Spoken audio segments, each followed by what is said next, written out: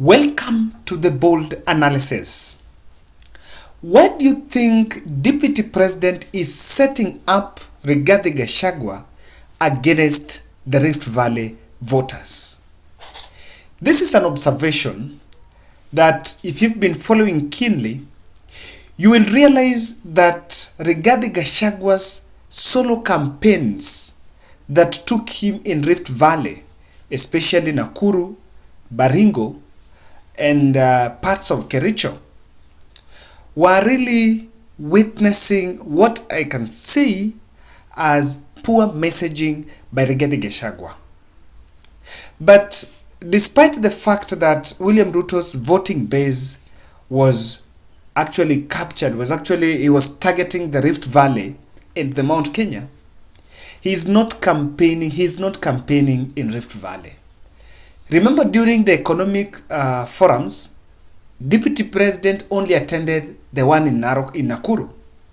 So Narok, he sent, I remember he sent Moses Kuria and Justin Muturi.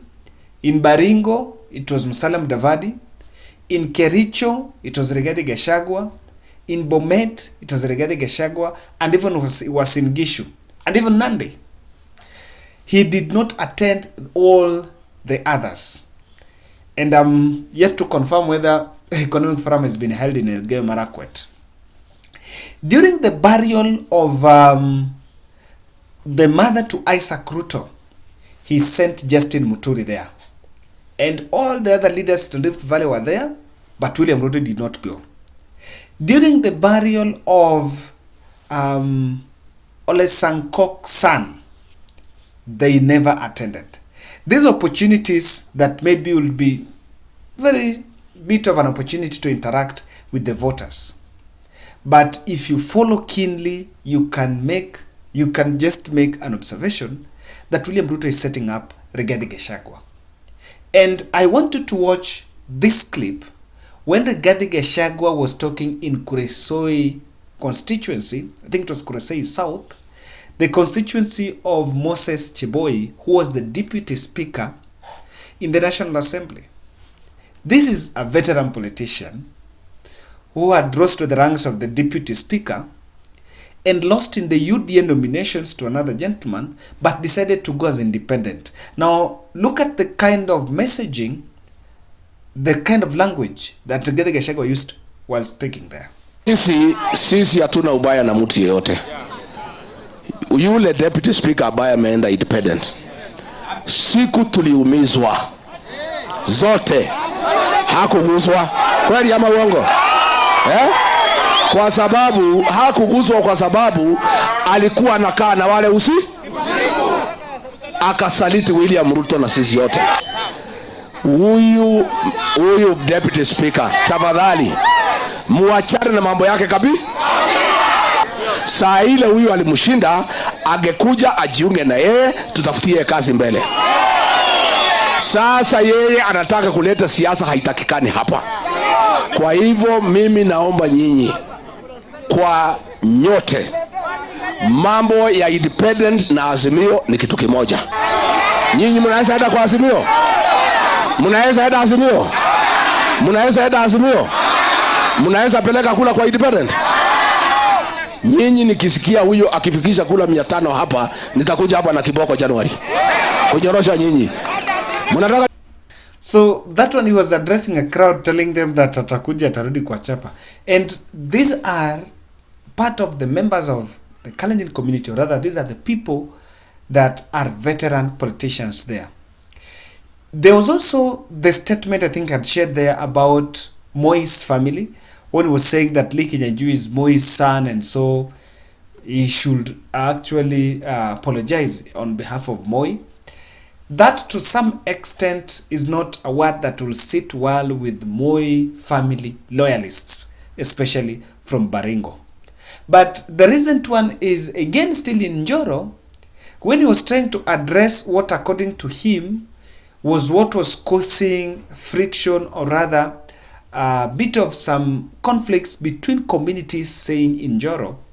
And I captured this, was taken by the Kenyans Daily. I think it was the Kenyans.co.k was saying, Gachagua on the spot after asking Rift Valley youth to stop stealing cows. And to some extent, it will be seen as profiling. Mimi napongeza nyinyi na mtolea kofia. Mimi nataka kumwambia iko ile mjumbe anaitwa Kiuna anajaribu kuleta uchochezi. Na nyinyi watu ya jamii ya college ndio mtatusaidia. Msikubali hiyo uchochezi iletwe hapa katika Njoro. Tumekubaliana? Mimi ndaomba nyinyi vijana wa hapa wa college muheshimiane na hao wa Kikuyu na hao wa Kisii, muishi kama ndugu na dada. Mtafanya namna hiyo? Mtafanya namna hiyo? Mimi naomba nyinyi mrudi kwa mashamba. Hata wale vijana wachache ambaye kazi yao ni kuiba ng'ombe na kuiba mifugo, hiyo ndio itatumika kuleta uchochezi. Tumeomba watu wawachane na ng'ombe za wenyewe, kila mtu achunge ng'ombe yake. Tumekubaliana? Tumekubaliana? Nataka munipatie ahadi vijana wetu wa hapa ya jamii yetu ya college. Sisi ni marafiki wenu. Sisi ni ndugu wenu. Pia mfanye kazi yetu ikuwe rahisi. And so, just in the light of this, someone will wonder, how exactly is he adding votes? And why is he being left there to make all the political blunders? Because the truth of the matter here is that this cannot affect William Ruto's votes there. It cannot reduce in any extent. But it will have some detrimental effect on Rigathi Gachagua. And that's why I see, because the other time they were in Nakuru, William Ruto stopped journalists, chased out journalists before Rigathi Gachagua addressed the crowd. And it was believed that because he had understanding that Rigathi will maybe make another mistake.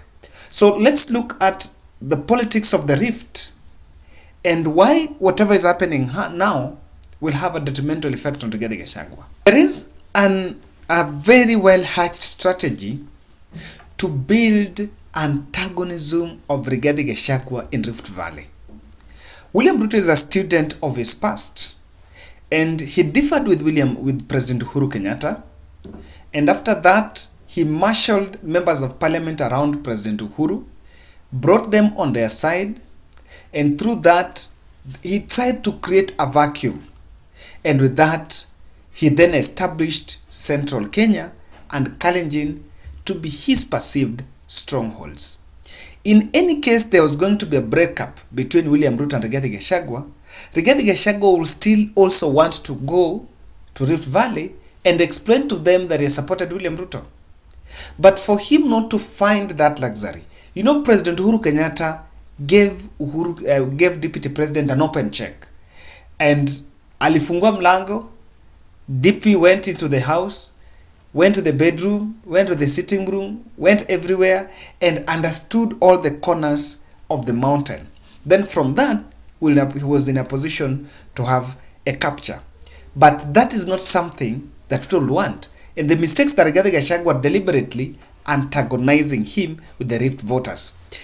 This is also limiting Rigathi Gachagua to a Mount Kenya politician, because honestly, why he was sent in Rift Valley was to talk to the gamer community there, to talk to the Kikuyus that are staying in Nakuru, so that they can support their candidates.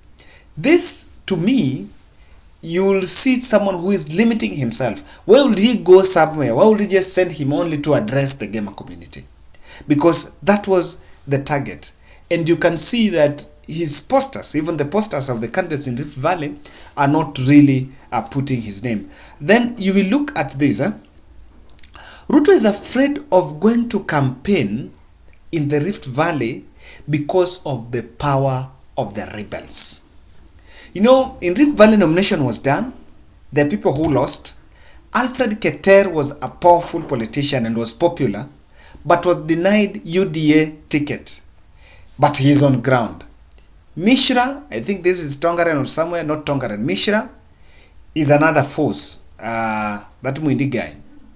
In these other areas, there are UDA candidates that are weak, and William Ruto will not want to face the rebels directly. Look at somewhere in Bomet. Bomet, there is a face-off between Isaac Ruto and Barchok.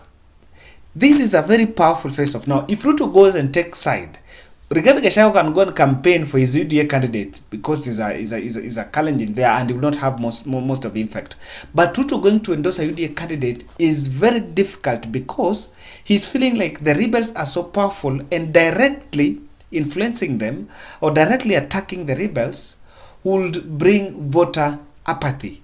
And remember, this election is about the maximum turnout at the polling station. Targeting Kikuyu Nation there, very effective. But as I say, it's something that will limit Rigathi Gachagua. Ladies and gentlemen, thank you, and that's my bold analysis.